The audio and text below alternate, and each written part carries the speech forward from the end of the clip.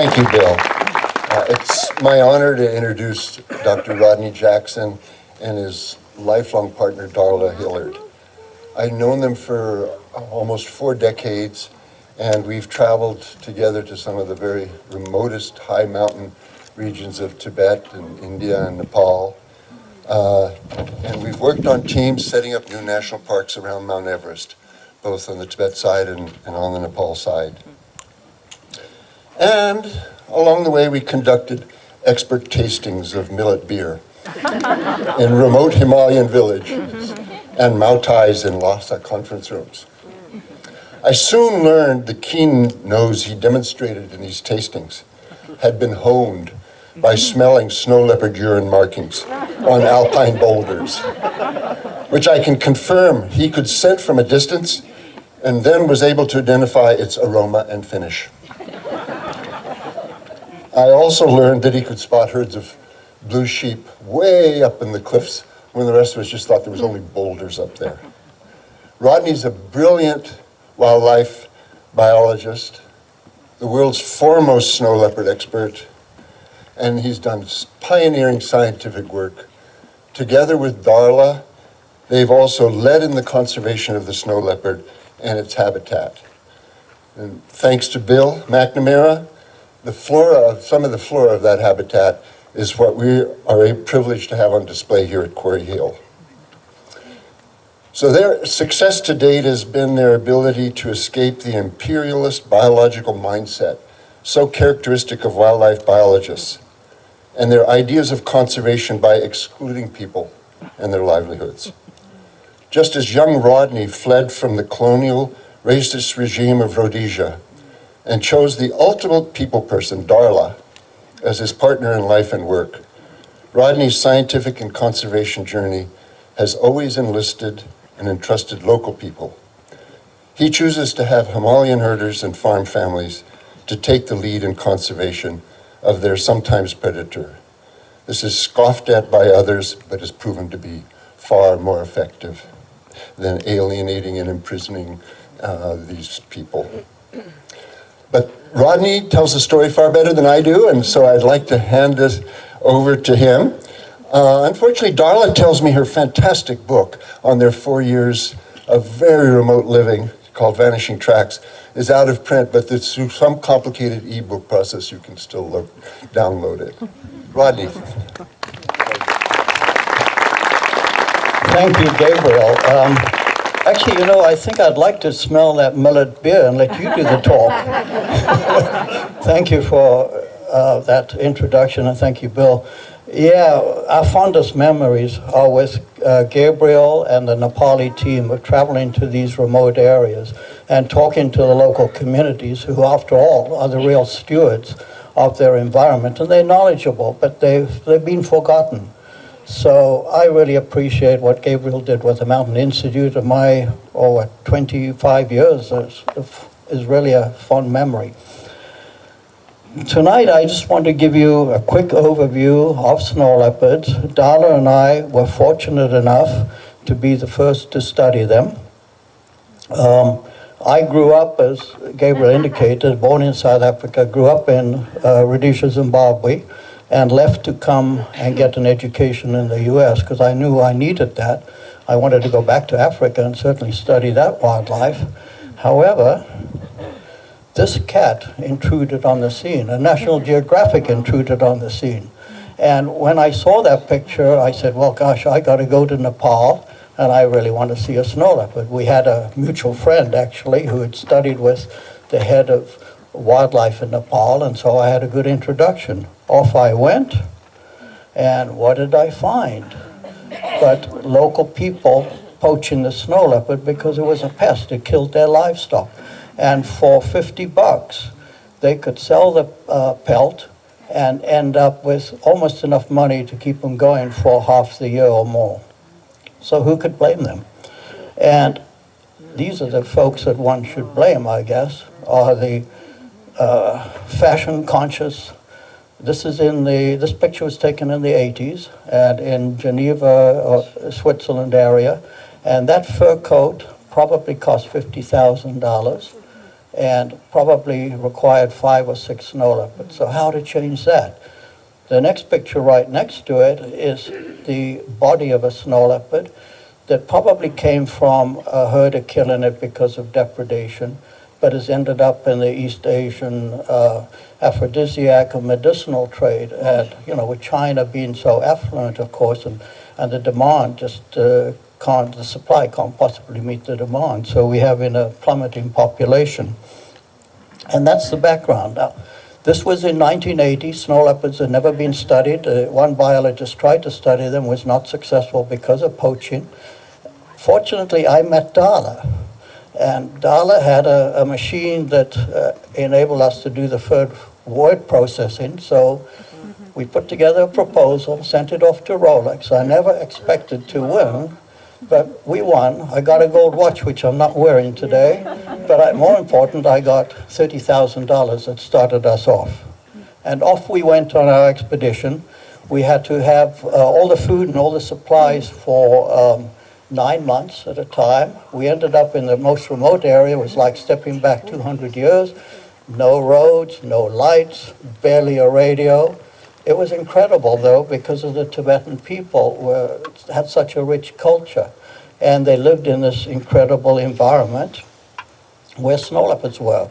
Very quickly, I would find the tracks there, as you can see on the left side, but how to catch this cat. And nobody had succeeded, and nobody expected me to succeed. I think the Buddhist gods were, you know, in the right place. We put out our leg traps, and we caught the cat within 1 day, the very first night. And then I had to mobilize it, not easy, using a jab stick instead of modern, you know, pistols that have, that send the projectile with the drug and all. You don't have to do much. You can stand away. I had to go 3 feet away, and that was scary, I can tell you. Anyway, we ended up collaring 5 snow leopards. There were 3 males, 2 females. We put radio collars on them. These are ground-tracked ones that we would have to walk around. We weighed them, and snow leopards, just to give you a sense, are the size of a large dog, I suppose, weighing anywhere from about 45 to 100 pounds, somewhere in that range. And their most distinctive feature, of course, is their very long tail, which is 3 foot long, about as long as their body. And a great adaptation for the environment that they live in, that you're going to see a bit more about in a minute. We tracked them. Once we put the radio collar on, we never saw those cats. They just were so cryptic. Their camouflage was so good. But by having the intersecting radio signals, we could locate them on the map and look on the ground and put binoculars up and get a sense, well, that has to be where they are, and occasionally they would show themselves from a good distance. We got the first information on the cats, and I think radio telemetry is great, but it is a little invasive. And I'm so glad now that there are new techniques that are totally non-invasive, and we can study wildlife from a distance, really. I'll talk about those. We had Nepalis that we were training, and they would track the cats. It would take all day, often, to get a single location. And we needed multiple locations. So we wanted to know, how far do they go in a day?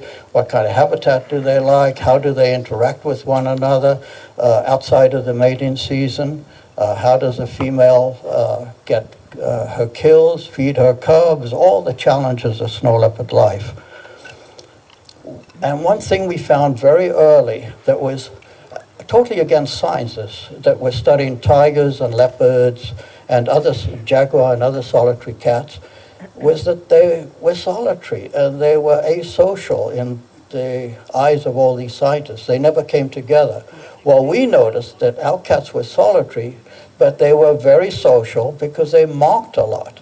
And I would stick my head under rocks, as I'm doing on this slide here, and I could smell that millet, the scent spray of cats. And I'll show you one scent spray in a bit. But anyway, they were marking with one another. They were leaving scuffs in the ground with their hind feet. Their scent would be on it. So any snow leopard would know probably who that individual was. They would certainly know the gender, especially in the mating season. And they would also know how long the cat had been there, because we could smell these up to 40 days later. So a snow leopard probably had a much longer.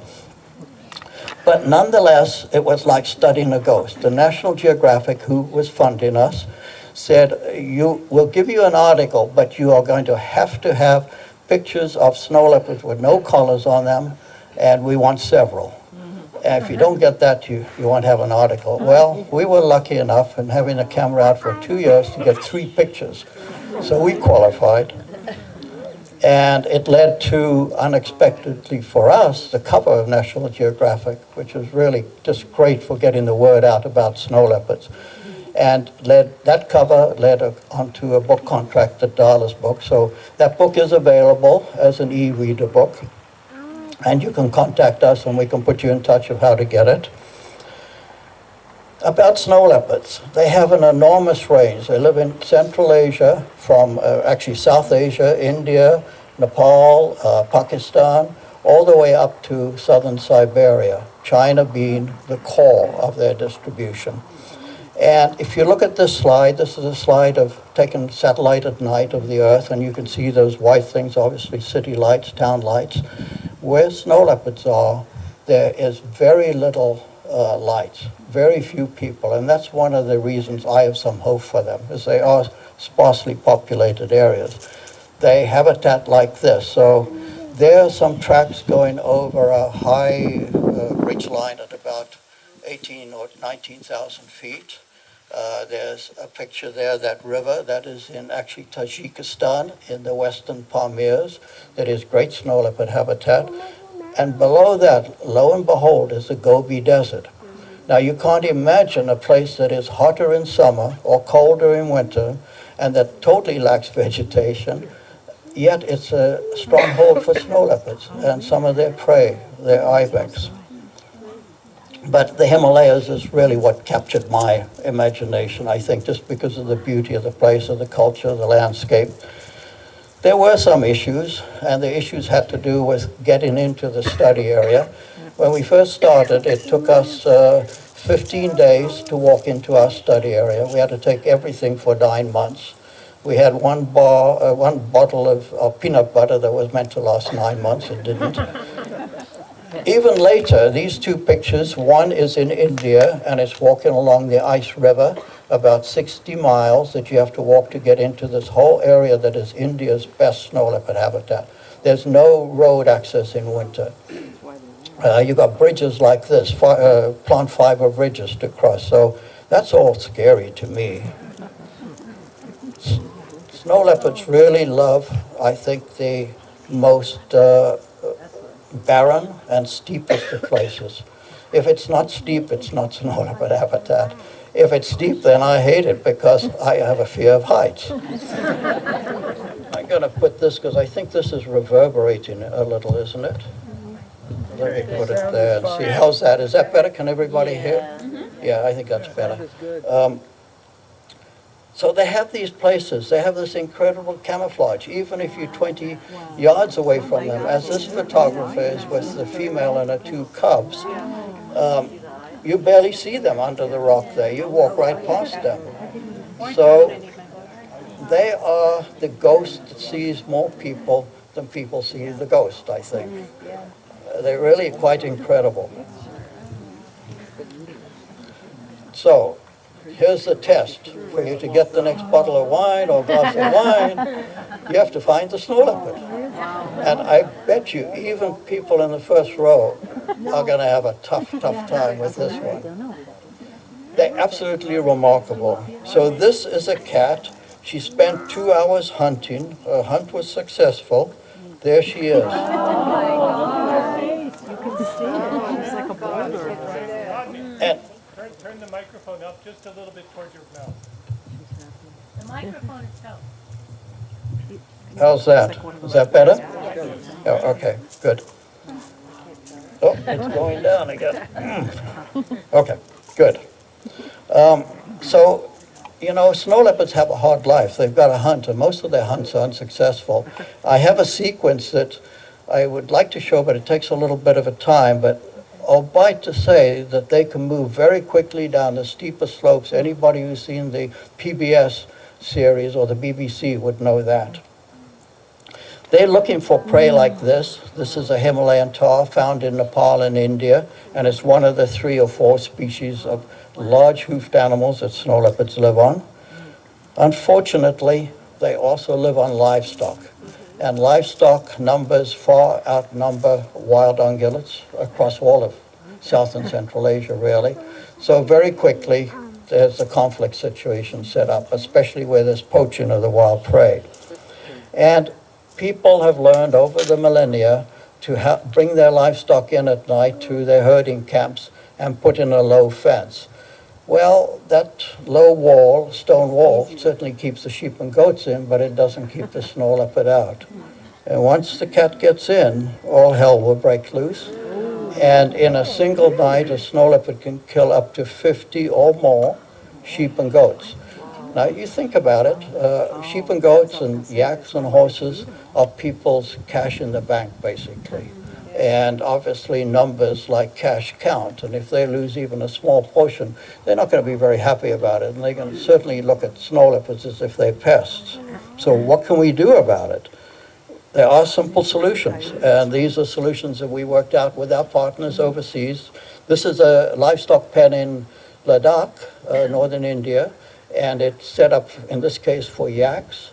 And by building a good, strong stone wall with a door on it, and covering the roof with wire mesh that's about 4 inches or 3 or 4 inches by 4 inches, the snow leopard can jump up onto the wall quite easily because they can leap up 15 feet with no trouble at all, but they can't get in. That livestock is safe.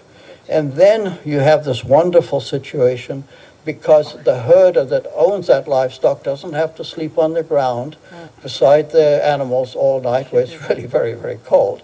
He can go home, he can be with the family, they can come back the next morning, see snow leopard tracks all around the enclosure, livestock healthy and sound, and immediately their attitude totally changes. They're quite willing to coexist.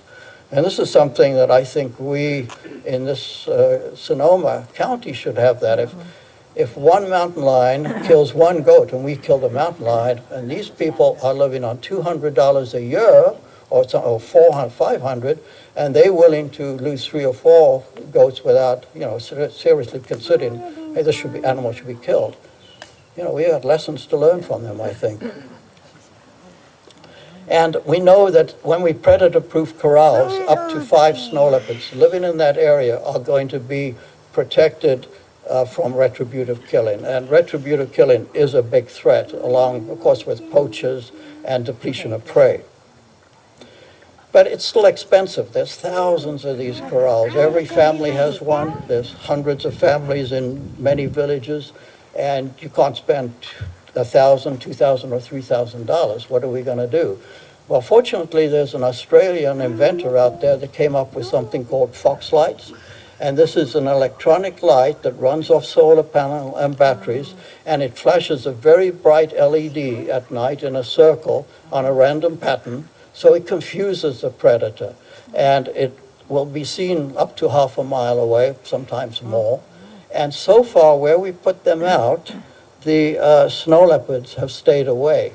And the livestock have learned, in this case yaks or yak crossbreeds, they've learned to come close to the light, that's a safe place. Now, I think it's a good idea, but I worry that animals like us, like every living thing, are going to habituate to some threat over time. So we have to keep working on this. We have to come up with different things. And one thing we have for during the daytime when lights don't work is radios. We give radios to the herders. That gives them an opportunity to find out about news in their country and what's going on, because they're in very remote areas. But it also means with the radio playing, snow leopards tend to stay away from human voices. So hopefully that'll work. But ultimately what is only going to work is to improve their livelihoods. And here I think women of the world lead. So in Ladakh we said, well, yeah, we can predator-proof corrals, but what can we do to improve your life? And they said, well, we have trackers coming through. we can give them food, we can house them. So they had parachute cafes where they give tea and Coke and biscuits and that sort of thing. Well, that doesn't generate much money. The woman said, well, we have these big houses. Let me show you them. So there's a typical house of Ladakh. We have spare room. We can put that room into a guest house and have a B&B. And they are doing that, and that's spread out throughout Ladakh now. They charge anywhere from $10 to $20 a night. And it's a wonderful opportunity for tourists because you can come and you have your meals in the kitchen with the family. So you start seeing how people live, and you have some obviously limited time to talk to people, since English is not that widely known yet in Ladakh, but it will be. And how do the women use money? Well, men would go out for the millet and the beer and spend it very quickly. But women really realize that, they want their kids to have a future. And the schools in these areas are pretty dysfunctional. They don't have any books, or teachers often don't even come for months on end. So with money, you can send your kid to a private school, which is what they do in. And it really meets their aspirations. It meets even the elder herder aspirations, who just want to, have a better future for their kids, but also to keep herding. So I think it's a win-win. And what it's done for snow leopard sightings is absolutely remarkable. So here in Hemis National Park in India, you can go up, and we've sent trips every winter now since 2007. Every group has seen a snow leopard. Some have seen them 6 or 7 times in a 10-day period. And this is a group of professional photographers with their big long lenses. They are, guess how far away from a snow leopard? Less than from here to where you checked in today. And they would sit up there. The cat was near a kill, and obviously protecting the kill. But the cat was much more concerned about this magpie, because the magpie wanted the meat. So she would have to come racing down the hill and chase the magpie off every time. Photographers got their picture. Villagers are not throwing stones anymore. So it's really, I think, a fantastic situation that we should replicate. The other big thing that two big things that Dal and I are working on. One is, how do we promote citizen science kind of activities for monitoring and looking after, have value in the environment that people live in. And one thing we've done is had snow leopard scouts. So these are kids aged anywhere from 12 to 18 or so. And the herders know where snow leopards walk, so they can find the snow leopards. The kids know, of course, how to operate camera traps and electronics that the herders wouldn't possibly know. So combining them together, we could have really a local, monitoring group. And we take the kids up for a camp, because a lot of them have not seen wildlife. They live way down in the valley, at 6,000 feet below. They don't get to go up that much. We take them up in a camp, and they learn about their environment for the first time. They learn how to set camera traps. And everybody said, well, we can teach them how to set camera traps, but they're not going to get pictures. You need scientists to do that. Wrong. This guy, Ramesh, really hung on to, he really caught on it very quickly, where to put the camera, how, and he'd go up and collect the thumb drive and bring it down and download everything and send it by email to our partners in Kathmandu. These are the pictures these guys got. And this was within a few months of them starting. I think some incredible pictures that, are getting more common now. Video that shows a female with her 2 cubs. So now we know that the animals are breeding, which is great. That's information we need. But this picture really flummoxed everybody. It's a leopard.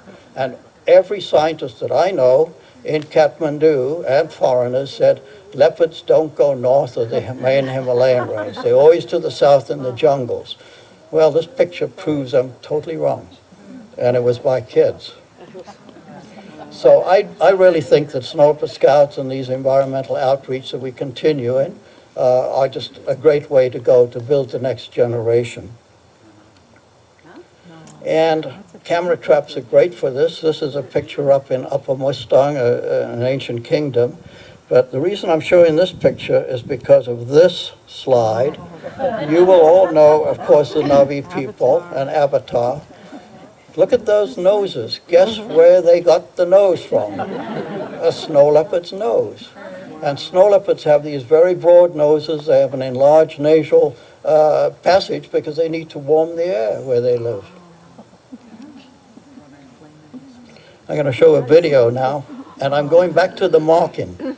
This is a snow leopard cheek rubbing, just as your cat would on your couch. Big cats do the same thing. Scent spraying the scent on the rock, and that's the millet beer that I go after. Now, this is all the same video. I had to clip it a bit.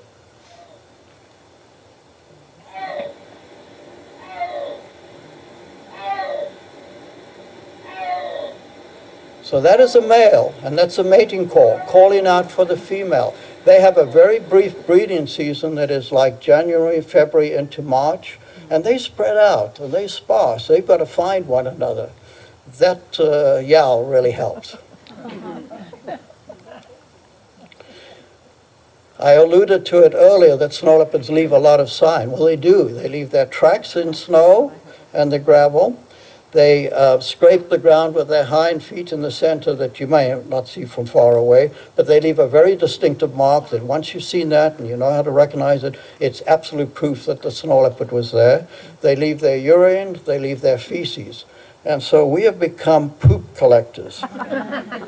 And this slide, you don't have to read any of the numbers, but all those things in blue are different parts of the snow leopard range stretching over about 2,000 miles north and south, where we have collected scats. And our interest in collecting scats is twofold. One, to be able to identify individuals so we can come up with a population estimate for that area. But more importantly, it was to look at the population genetics. Are all the snow leopards the same? Are there distinctive subspecies or not? And there was some early stuff 200 years ago that maybe there were subspecies, but everybody said, no, that doesn't exist. Well, in point of fact, we did get very strong evidence that there are three genetically distinct populations of snow leopards. If this is the case, it's good news, I think, because it shows that the cats are evolving to different conditions, number one. And number two, that when we come to manage them, we don't manage all snow leopards the same way. We're dealing with people. These are individual solutions and situations that we need to adapt to the local conditions. So that gives us that opportunity to manage the cats regionally, to have them classified differently. And you've probably heard that snow leopards were recently downlisted one notch from endangered to vulnerable. A lot of the snow leopard scientific community is very upset about that. They're upset about it, I think, more because they think it means less money. The point is we have to do genetics on the range-wide population of snow leopards. So all 4,000 roughly that live in all this vast area are treated as the same, which is not very realistic. Now we can go through and start, I think, sub-classifying those ones, and we know that Russia, Mongolia are more at risk than China, for example, right now, based on the information we currently have. That could change, of course. And this is one of the problems that you are dealing with. The cat has come out from under, not knowing, being a ghost, knowing very little about it, to now we have quite a lot of information about it, enough, I think, for conservation. But we have this big threat of industrialization and China's incredible growth and need for resources, whether they come from Africa or they come from Asia or their neighbor like Mongolia. This is an image of Mongolia. The red are mining leases across the country, active mining exploration leases. The orange are coal, or yellow is coal deposits, and the gray that might be hard to see is snow leopard. But anyway, they do overlap in many places, so we have a big conflict. And they are reporting up to 1,000 trucks moving south each day to the China border to feed, the Chinese power plants and stuff. And that's going to totally disrupt these corridors that the cats need to live with. There's the One Belt, One Road program that China's going on very vigorously now, is to communicate to the rest of the world with railroads, pipelines, and gas lines, all that kind of thing, to develop their country to take resources. There's very little environmental studies of all this. There's going to be very significant impacts on snow leopard and other wildlife. There's border fences. This is what I worry about. And this is a picture taken just in the last 2 years, I guess. It's the border of Mongolia and Kazakhstan and China. And they've put up a border fence that has lights on it. It has razor wire on top and bottom. The only thing that's going to get through here is a rabbit or a rat, nothing else. Well, so this is a great problem for not only snow leopards, but migratory species that occur in this area. And it's like Africa. We have huge migratory herds, or at least used to. We have a lot of protected areas that Gabriel was talking about, the ones we set up. Well, a lot of the ones that we have set up are transboundary, meaning they touch the international border of that country adjacent to another one. And then ideally, when that exists, you want a protected area on the other side, so there's connectivity and sharing of genetic resources. So those red areas that you can see in this map of the total snow leopard range, the light purple is snow leopard range, are transboundary parks. And cats are border animals. They're not going to show a passport. They cross in between here all the time. And fences are going to be a huge problem we have to work on. How are we going to do that? Well, there is this organization, and the World Bank, as much as we might shout about them, they actually did one great thing, and that is they brought the high-level governments of all 12 countries together, and they created something called the GSLP, the Global Snow Leopard Plan. And only with their level of influence could we get governments to talk to one another. Those governments have set priorities. They've identified international landscape level populations that they want to protect. They should have at least 100 snow leopards. They should have enough prey. They should be connected to one another. These have been identified. Now we want the governments to put the resources into truly protecting them well and maintaining that connectivity. I think that we definitely need a high-level organization like this, but we need local people too. And fortunately, I think there's another whole source of information and knowledge out there that has not been tapped, and that's traditional knowledge that comes from hundreds of years ago, that's held by shamans, by elders, by herders, just by lay people. And we know from the petroglyphs that you get in Central Africa, in Central Asia, that these go back thousands of years to probably, 800, maybe even well before that. But they show snow leopards, they show ibex of prey, they show other wildlife. And what they're really showing is the balance of nature that I think a lot of these elders, these shamans, these sacred site guardians really know about.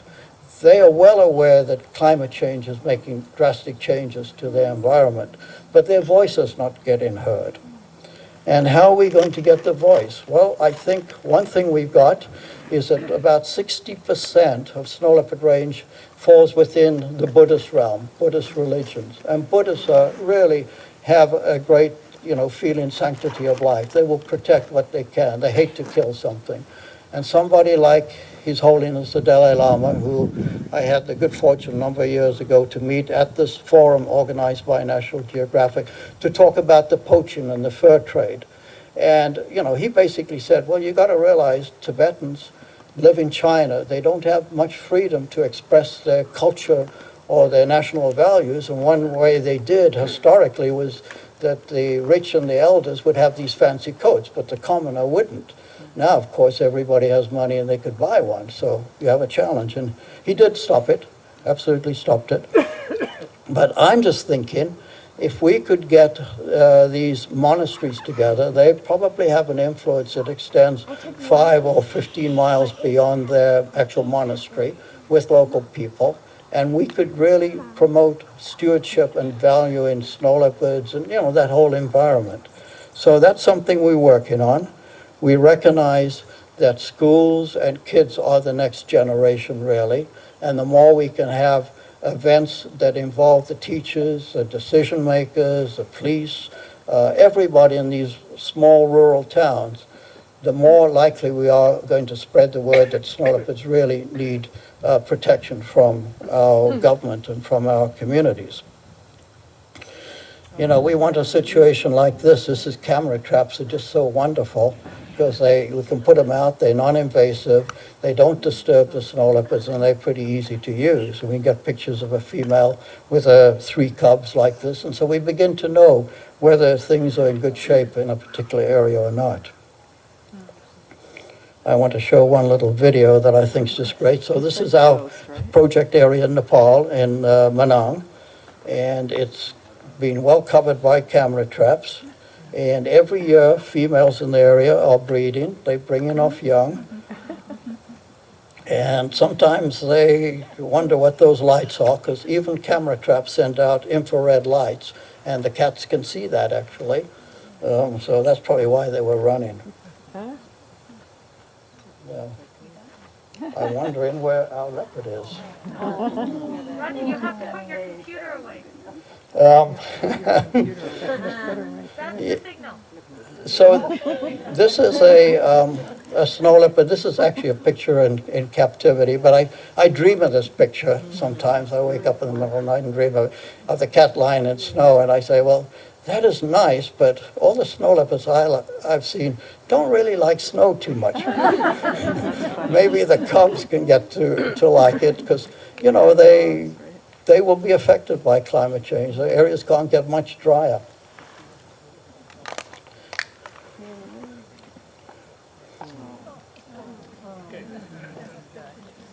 I'll check with Bill here 1 minute. We're ready for our special guest, and we're going to have a question and answer period, so please ask Rodney questions. He's not shy, as you know now, but we need to take this off because the snow leopard is not going to like this. Before we do that, I just want to show a picture. It was fantastic a few weeks ago, 4-month-old snow leopard. This is who you're going to meet now. What an ambassador for us all. Okay.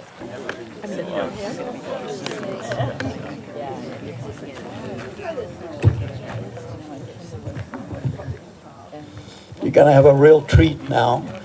It's my great pleasure to introduce Bob and Rob, who is coming up with Bhutan, the young snow leopard. And we first got to know Bob and Rob 1988, I think it was. We went through a town called Chinsu. And Chinsu, you know, I said it took 12 days. Well, the first time we got to go to our study, it took 2 months.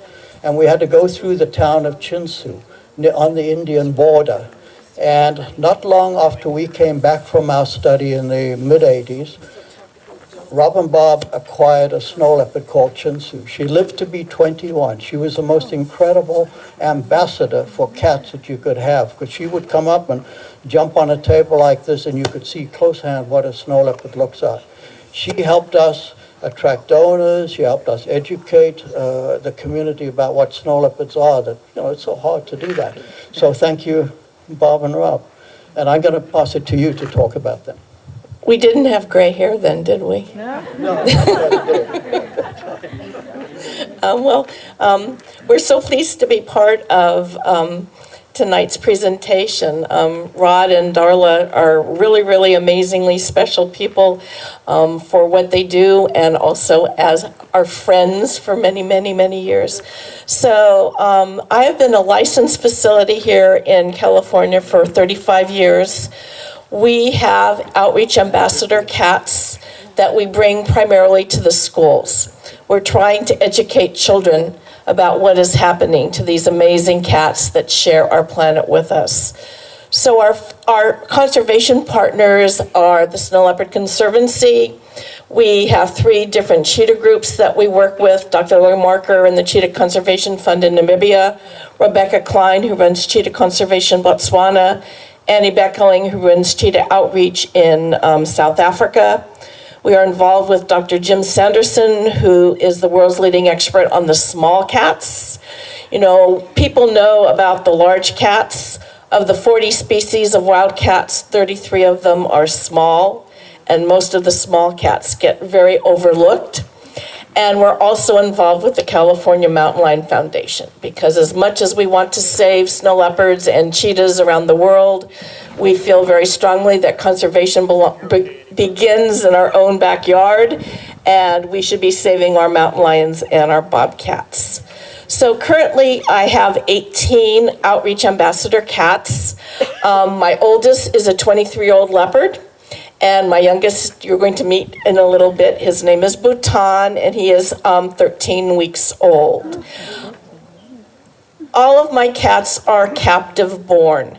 So what that means is when we do need a new outreach ambassador, we purchase our cats from either an accredited zoo or a licensed private breeding facility.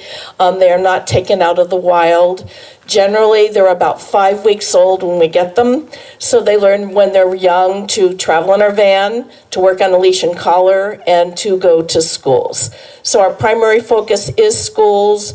We do a lot of scouts, boys and girls clubs, summer library reading programs, summer day camps. We do events for adults, but our primary focus is schools and conservation. So when Dr. Jackson is doing a presentation, or Lori Marker is here doing a talk about cheetahs, we bring one of our ambassador cats. So you can see them on the talk, but you can also meet one live. So, okay. So this is Bhutan. Bhutan is a Buddhist kingdom in in snow leopard country. So this guy came to us at 5 weeks. He weighed 5 pounds. He currently weighs 15 pounds.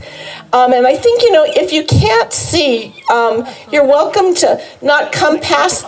Oh, Rob says he's going to walk around with them a little bit.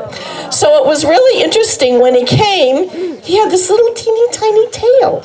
Remember? He had a really short tail. The tail now is getting more leopard-like, but that tail is so important to them because they really live on precipitous, narrow ledges of cliffs and steep slopes. And when they run down the slope, they've got to be able to turn on a dime, because blue sheep somehow turn on a dime, and otherwise they'd starve. That's one wonderful adaptation, and I always imagine, I wish I could have a snow leopard follow me around in my sleeping bag and keep me warm. He just woke up, so Yeah, we can take some questions while Rob is walking around. How many snow leopards are there in the wild? Question was how many snow leopards there are. Well, I knew somebody would ask that. I don't really know. It's very hard to get their numbers. The number we work on, that's the generally accepted number, is 4,000. But they are over a huge area. And their range is, the size of the western U.S., basically. And of course, they're not continuously distributed through that. So it's about 2,000 miles by 2,000 miles in that area, but in mountain ranges. And they will cross these desert valleys, and they go very quickly across there. And they have large home ranges. They vary in the best of habitat with the densest prey from maybe 100 square miles or something like that to 400 or 500 or more. I always think of kilometers, square kilometers. I know I've got to convert that. Yeah. What are the implications of that leopard that you found was much further north?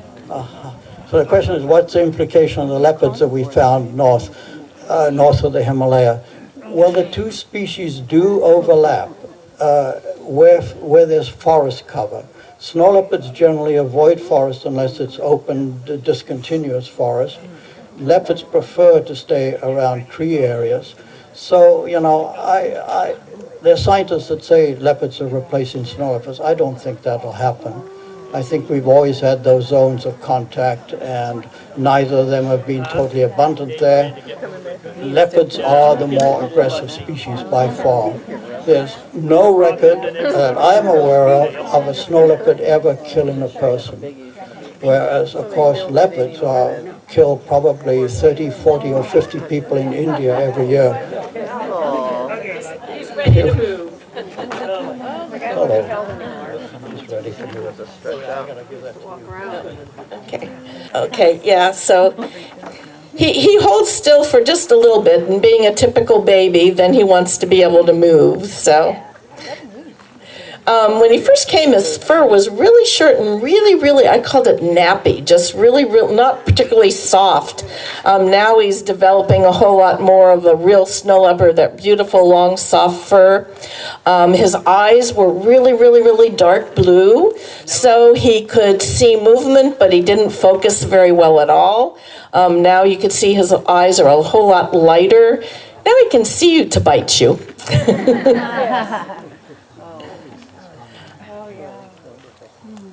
What's his future? What is his future? Hopefully he will be an outreach ambassador for a long time. Chinsu, my first snow leopard, was an outreach ambassador for 19 years. Ashikaran, our second leopard, did outreach for about 6 years, and then educated people just from the compound for the last 11 years.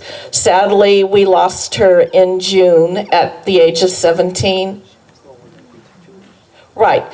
So we are not open to the public, but we do private tours, and I do have some of the cards if anyone's interested. So if you'd like to come and meet Bhutan, you can come to the house and do so.